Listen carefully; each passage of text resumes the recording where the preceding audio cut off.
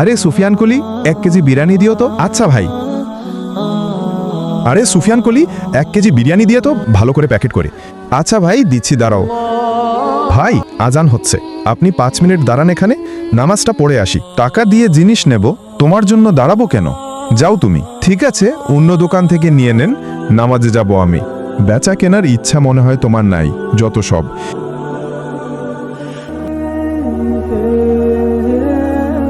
হে আল্লাহ, বেচা কেনা বাড়িয়ে দাও, হালাল ব্যবসা করার তৌফিক দাও আল্লাহ। আমিন আমিন।